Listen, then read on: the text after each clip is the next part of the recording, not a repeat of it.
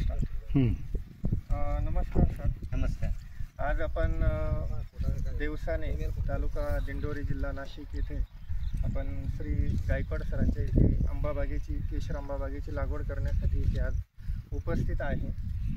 सौजन्य उगले फळबाग नर्सरी सिन्नर यांच्या सौजन्याने आपण ही मेपासून मला वाटतं तयारी करत आहे.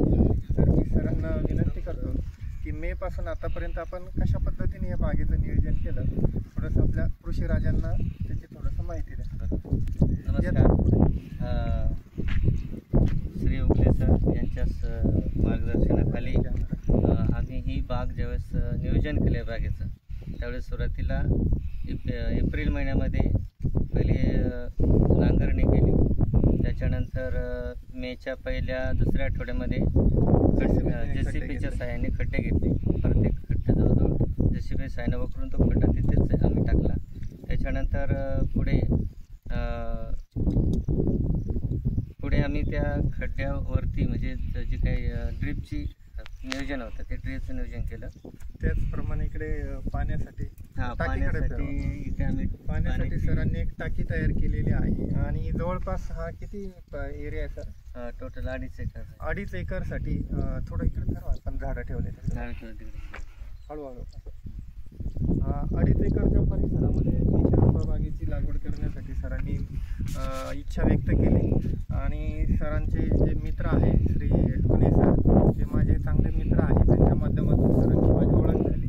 आणि आज आपण ही आंबाबागेची लागवडीची शुभमुहूर्त साधलेला आहे. आणि तर सर तुमचा जो हा परिसर आहे आंबासाठी खूप चांगली जमीन आहे. लाईक कोकणासारखी जमीन आहे, कोकणातलीच रोपं आहे आपली, त्यामुळे ही बाग 100% सक्सेस होणार आहे.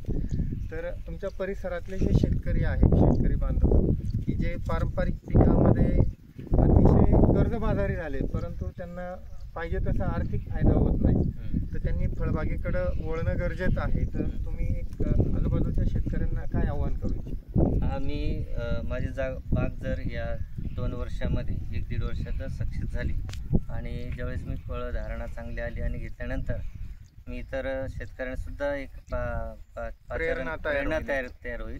त्यांना पण ही बाग बघायला मिळेल आणि ते बघतील आणि त्याचं अनुकरण करून ते पुढे त्यांची बाग पण ते लावायला आपल्याला सांगतील. असं मॅडम तुम्ही थोडंसं बोला काहीतरी.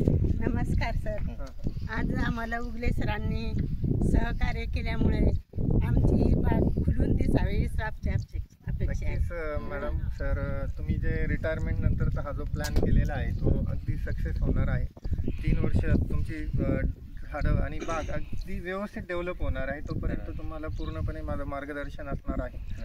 मग झाडाला खत पाणी कसं द्यायचं आहे, कुठली औषधं, विनाकारण कुणीतरी सांगतं की ही औषधं टाकायची नाही, प्लॅनिंगनुसारच आपण त्याला औषधं देणार आहे. की आपण ऑर्गॅनिक प्लस जैविक खतंसुद्धा आपण या बागेला वापरणार आहे, कुठले रासायनिक खतं वापरायचे नाही.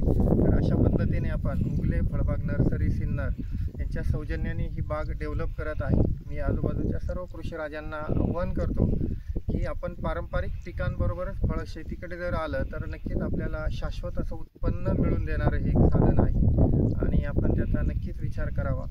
जर कुणाला बाग लावायची असेल तर त्यांनी माझ्याशी संपर्क करावा. संपर्क क्रमांक 99 22 26 76 14. धन्यवाद.